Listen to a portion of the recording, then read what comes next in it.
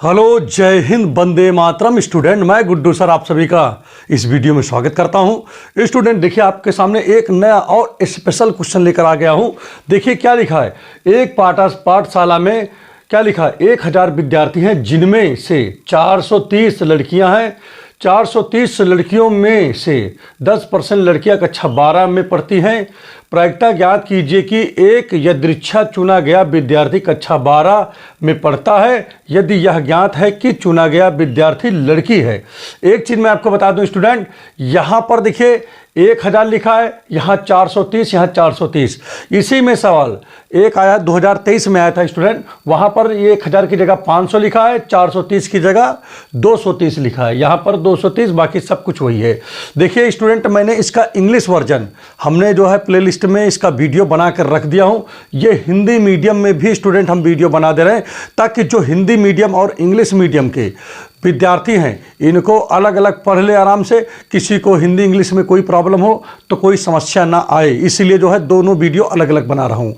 तो स्टूडेंट, अगर ये जो है आपको चैनल पे जो वीडियो आप पढ़ाई कर रहे हो, अगर आपको अच्छा लग रहा हो तो चैनल को लाइक सब्सक्राइब अवश्य कर दें और अपने दोस्तों में अवश्य भेजिए। देखिए स्टूडेंट, ये जो क्वेश्चन आपके सामने दिखाई दे रहा है ये 2022 में, ठीक है, सेट नंबर 7 और संकेतांक FL है, उसमें ये सवाल पूछा गया है, ठीक है। और यही सवाल same ditto 2023 set number 5 BB, ये संकेतांक है, इसमें पूछा गया है। बस इसमें क्या था 2023 वाले में कि यहाँ पर जो है 1000 की जगह 500 लिखा, 430 की जगह 230 लिखा हुआ है। तो हमको लग रहा है कि दोनों ही सेम सवाल है, सेम प्रोसेस है। जहाँ पर 1000 रखना है वहाँ पर 1000 की जगह 500 रख दीजिएगा, और जहाँ पर 430 रखा रहेगा इस वाले 2023 वाले में, वहाँ पर 230 रख दीजिएगा। सेम डिट्टो आपका आंसर आ जाएगा और दोनों का आंसर भी मैच रहेगा, कोई अलग नहीं रहेगा।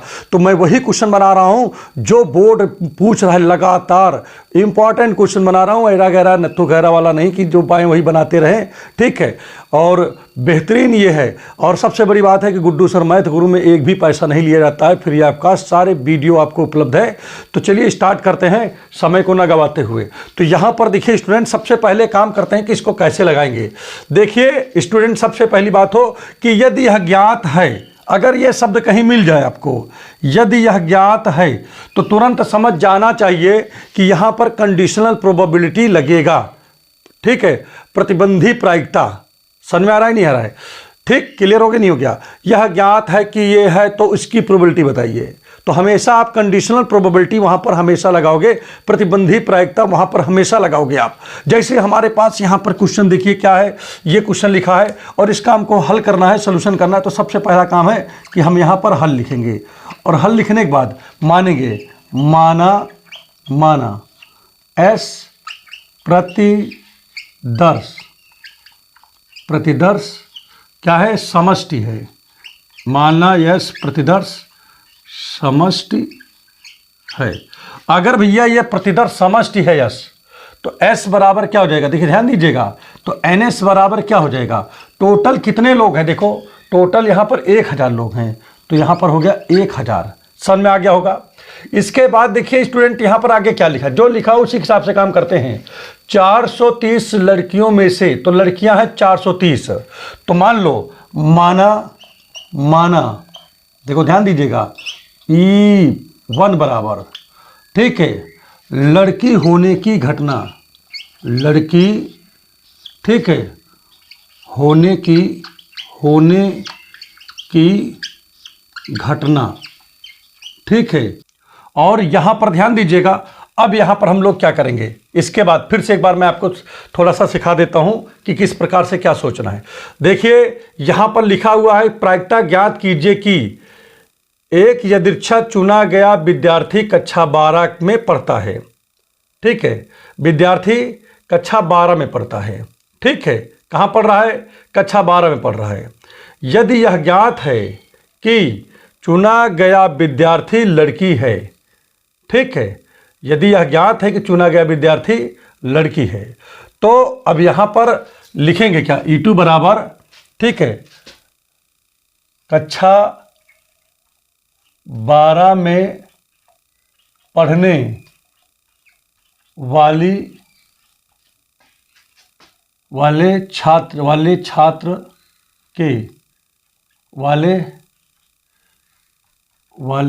विद्यार्थी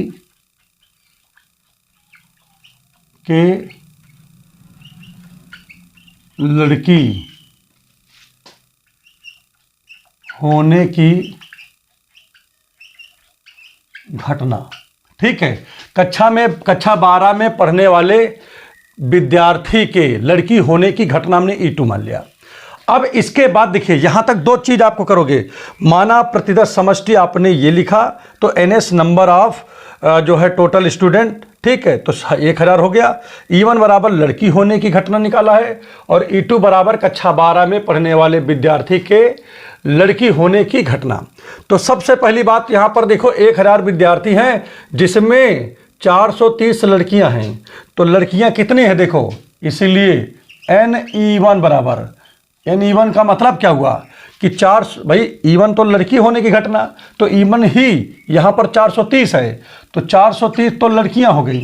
ठीक, अब बात करते हैं किसकी, NE2 की, NE2, और NE2 में क्या है, 430 लड़कियों में से 10% लड़कियां कक्षा 12 में पढ़ती हैं, तो मतलब इसमें से 10% लड़कियां कहाँ पढ़ती हैं, कक्षा 12 में। तो चलो इसका कक्षा 12 के लिए 10% निकाल लेते हैं इसका, इतनी लड़कियां कक्षा 12 में, इसका 10% निकाला तो ये आया कि नहीं, इतनी लड़कियां कक्षा 12 में पढ़ती हैं।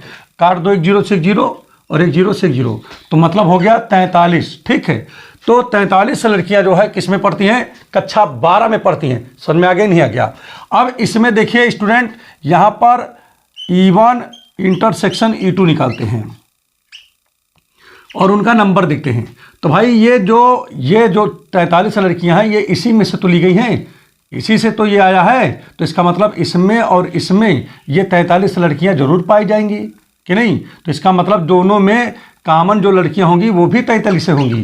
कारण क्या है आप समझो कि जो ये 43 आप देख रहे हो, 43 लड़कियां यहाँ पर लिखा हुआ है 43, वो इसी में से तो लिया गया है E1 से।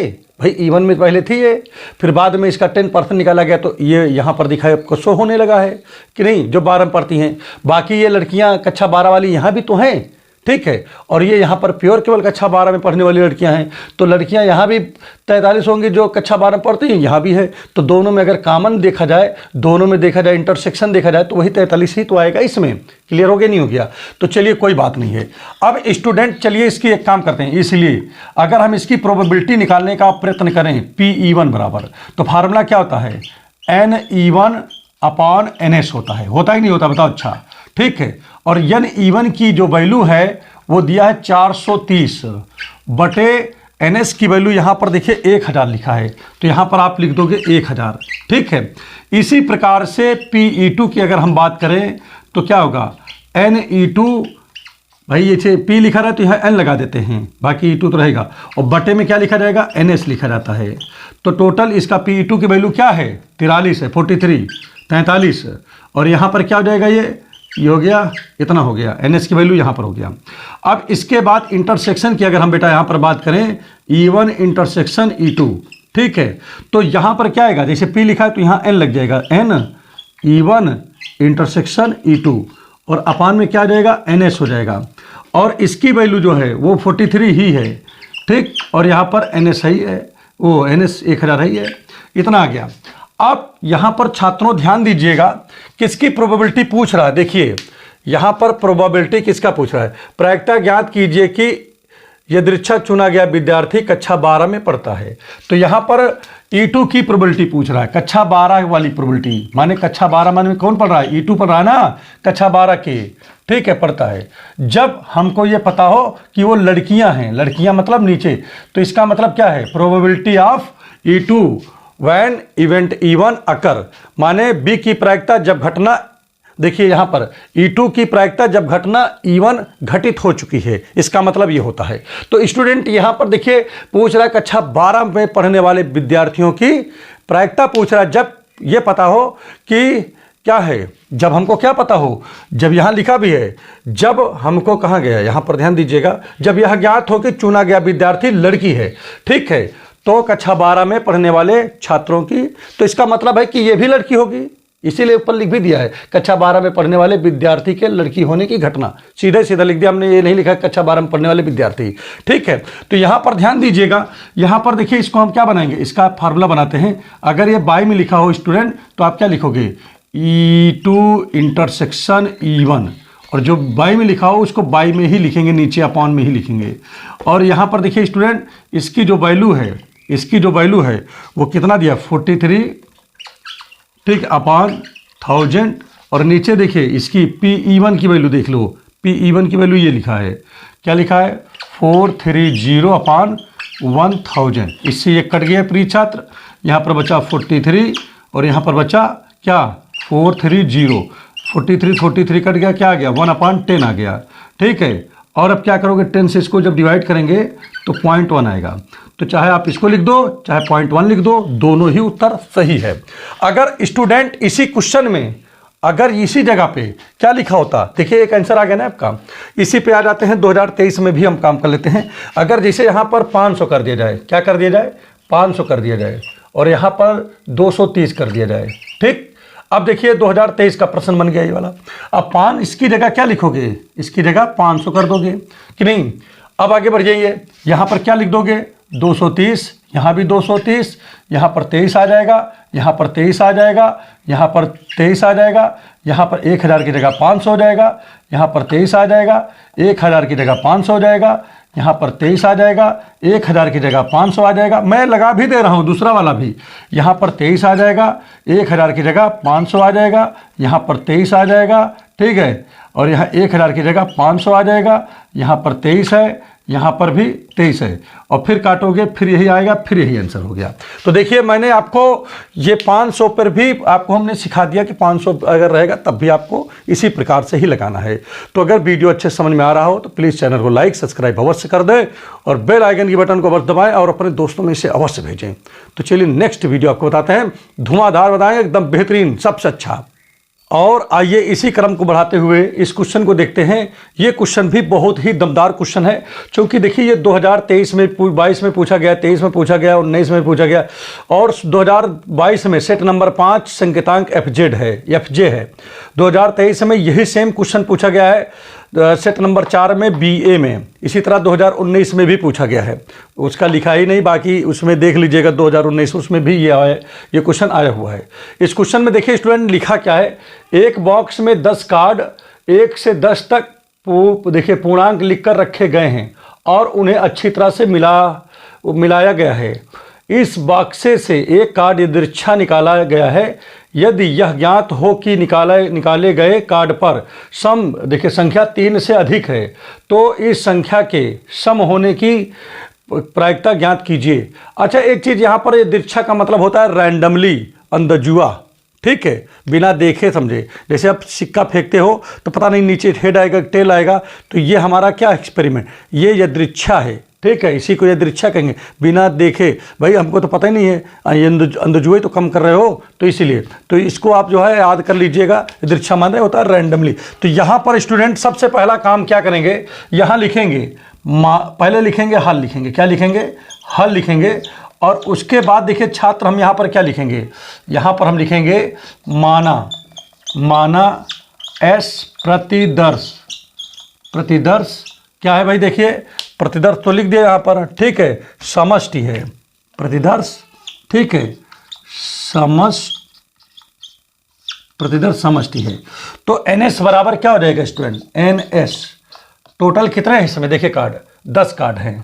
ठीक है, या S बराबर पहले लिखो, डायरेक्ट ना लिख दो, पहले डायरेक्ट नहीं लिखते हैं, पहले हम इसको क्या लिखते हैं, S बराबर फिर क्या हो जाएगा, कार्ड कौन कौन से हैं, 1 number 2 number 3 number 4 number 5 number 6 number 7 number 8 number 9 number 10 number, ये हमारे पास कार्ड हैं।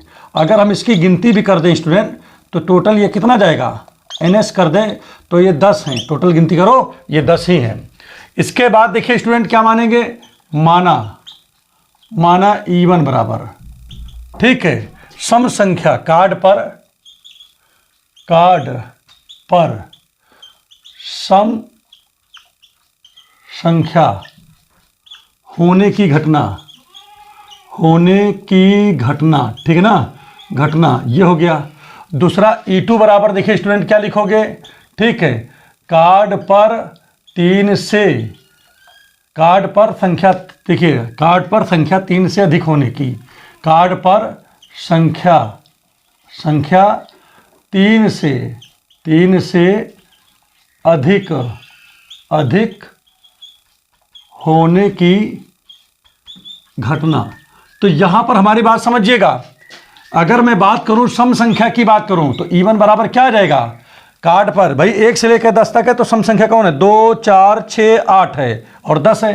तो यहाँ क्या लिखोगे, 2 4 6 8 10, ये हमारे सम संख्या हो गए। अगर इसी पे हम विषम संख्या की बात करें तो देखिए नहीं, फिर दूसरे में E2 क्या है, E2 लिखा है कार्ड पर संख्या 3 से अधिक होने की घटना। तो 3 से अधिक संख्या कौन सी है, 4 है। तो यहाँ पर आएगा 4, फिर हो जाएगा 5, फिर 6, फिर 7, फिर 8, फिर 9, फिर 10, ये हो जाएंगे कि नहीं। तो यही तो होगा 3 से बड़ा। ये देखिए 4 5 6 7 8 9 10, 1 2 3 4 5 6 संख्या। इसमें कितना, 1 2 3 4 5 6 7, 1 2 3 4 5 6 7, क्या गलती गिन लिया क्या मैंने, देखी तो 1, देखिए 3 से बड़ी, 1 2 3 4 5 6 7, ठीक 1 2 3 4 5 6 7, ठीक, कोई दिक्कत नहीं। अब देखिए यहाँ तक हो गया नहीं हो, जो यहाँ पर लिखा था मैंने वही लिखा, इसमें जो यहाँ पर लिखा था वो यहाँ लिख दिया। अब दोनों में चलते हैं, इंटरसेक्शन कराते हैं, देखते हैं कि कुछ मैच हो रहा है क्या इन दोनों में। तो 4 इसमें भी है, 4 इसमें भी मैच कर गया, 6 इसमें भी है, 6 इसमें भी मैच कर गया, 8 6 के बाद कौन है, 8 इसमें भी है, 8 इसमें भी, ये भी मैच कर गया, और 10 इसमें भी, ये भी मैच कर गया। अब यहाँ पर अगर हम बात करें, किसकी बात करें, यन इवन की बात करें अगर, तो यहाँ पर आ जाएगा 1 2 3 4 5, आ जाएगा 5। एन E2 की बात करें तो यहाँ पर हो जाएगा 1 2 3 4 5 6 7, ठीक है। अगर यहाँ इंटरसेक्शन की बात करूँ, E1 इंटरसेक्शन E2 की बात करूँ तो 1 2 3 4 हो जाएगा। देखिए बहरहाल सबसे इंपॉर्टेंट चीज़ ये है कि हम थोड़ा एक स्टेप ज़्यादा लगाते हैं, ये हमारी आदत है और ये लगाना भी चाहिए, ठीक है, भले उसका यूज ना है। जैसे हम क्या निकालते हैं, PE1 निकालते हैं, सभी का हम प्रोबेबिलिटी निकालते हैं, और वहाँ पर क्या है, कुछ लोग किताबों में भी ज़्यादातर लोग क्या करते हैं, जिसकी पूछता वही निकालते हैं। इससे क्या होता है, एक आपको नई चीज़ें सीखने को मिलती है। देखिए PE1 बराबर, तो जैसे P लिखा E1 में, तो अब यहाँ पर क्या हो जाएगा, यन हो जाएगा E1 के साथ में, और बटे में तो यन से लिखे नहीं जाना है। तो यहाँ पर देखिए PE1 की वैल्यू यहाँ पर 5 लिखा है, और NS की वैल्यू यहाँ पर बेटा 10 लिखा है, तो 5/10 आपका इसकी P1 की प्रोबेबिलिटी हो गई। इसी प्रकार से PE2 की अगर हम प्रोबेबिलिटी की बात करें तो देखिए P की जगह n लिख दीजिए, और बाकी E2 तो E2 है ही है, ठीक है, ये फार्मूला बना रहा हूँ, बटे में हमेशा NS लिखना होता है। तो PE2 की वैल्यू 7 है, और बटे में देखिए इसका 10 हो गया। इसी प्रकार से आप यहाँ पर लिखोगे PE1 इंटरसेक्शन E2, तो क्या आएगा, P की जगह n लिखेंगे, और यहाँ पर क्या होगा, E1 इंटरसेक्शन E2 अपान NS, ठीक है।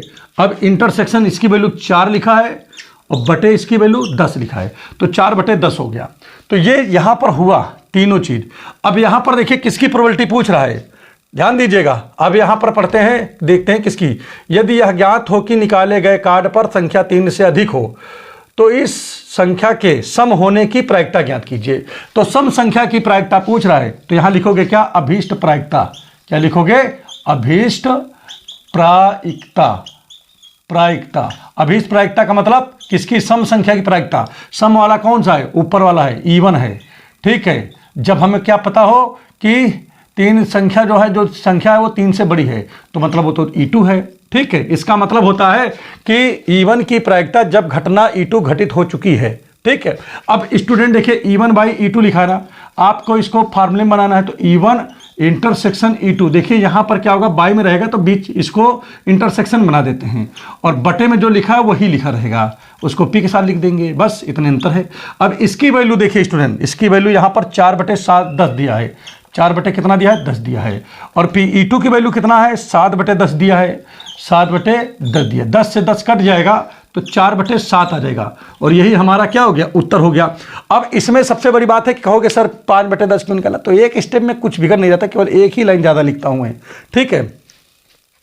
बहुत फर्जी चीज़ें नहीं लिखता हूँ, लेकिन अब यह है कि आपको ये भी जानकारी हो गई कि हाँ ई की प्रोबेबिलिटी कैसे निकलती है, तो लगाना चाहिए इसको, ठीक है। तो अगर ये सारे सब जितने कुछ हमने यहाँ पर बताया वो सभी कुछ अगर आपको अच्छे से समझ में आ रहा हो तो कृपया करके चैनल को लाइक सब्सक्राइब अवश्य कर दें और बेल आइकन की बटन को अवश्य दबाएं, ताकि जो है नेक्स्ट जो है जब हम वीडियो बनाएं तो उसका सबसे पहले नोटिफिकेशन आपके पास पहुंचे। और ये गुड्डू सर मैथ गुरु का समझ लीजिए चैनल चल है ये, और इस चैनल पे सबसे बेहतरीन तरीके से आपको सारे क्वेश्चन समझाए जाते हैं, आपको खुद भी रियलाइज हो रहा होगा।